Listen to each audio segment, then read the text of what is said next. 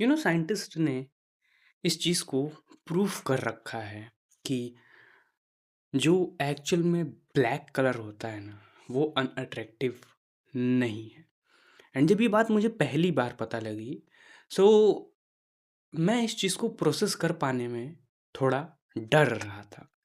Because ये चीज़ सामने से आँखों से दिखती है, ये रियल लगता है।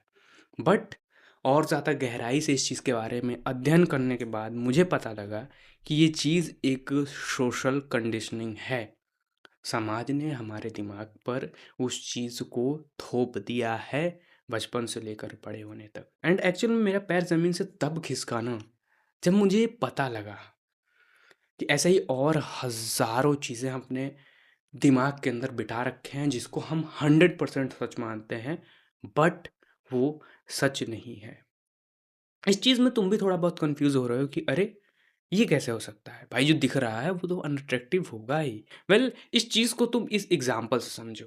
यू नो तुम्हें जी वैगन के बारे में पता होगा। मुझे पहले ना जी वैगन और ब्लोरो सेम लगते थे। मुझे लगता था कि क्या गाड़ी है यार, चूतियों की तरह कौन 4 करोड़ रुपए देता होगा इसको इसको खरीदने के लिए। बट जब मैंने ना इंस्टाग्राम पर उसकी वीडियोस देखना स्टार्ट की, सिनेमैटिक्स देखना स्टार्ट किए ना, तो मैं क्या पा रहा हूँ कि वो चीज़ मुझे धीरे धीरे अच्छी लगने लगी है। अब वो कार अगर मेरे सामने प्रकट हो जाए ना, कहीं से भी कोई रास्ते पे चलते हुए दिख जाए ना, मेरा ध्यान तुरंत उसकी तरफ जाएगा। ये क्या है? ब्रांड्स ने ये क्या किया है?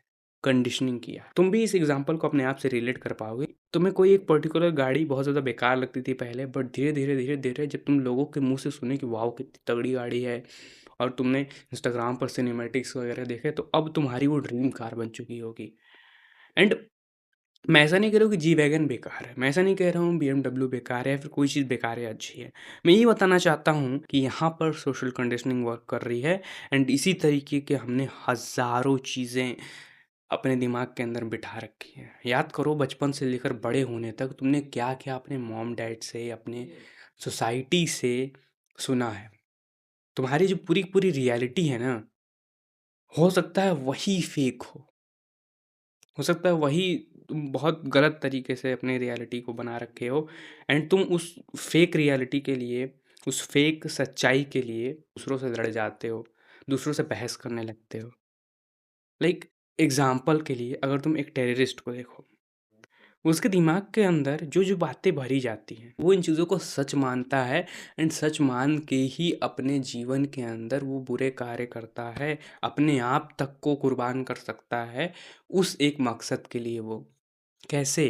उसके दिमाग में ये चीज़ें कंडीशन कर दी गई हैं कि हाँ, मकसद है हमारा कुछ। अब यहाँ से प्रॉब्लम ये क्रिएट होती है ना कि तुम अपनी लाइफ के जो डिसीजंस लोगे ना, वो इन्हीं के बेसिस पे लोगे, इन्हीं का इस्तेमाल करके लोगे। तो यहाँ पर एक सिंपल सा सॉल्यूशन ये है कि सवाल करना स्टार्ट करो। सवाल से जो जवाब आए ना, उससे भी सवाल करना स्टार्ट करो।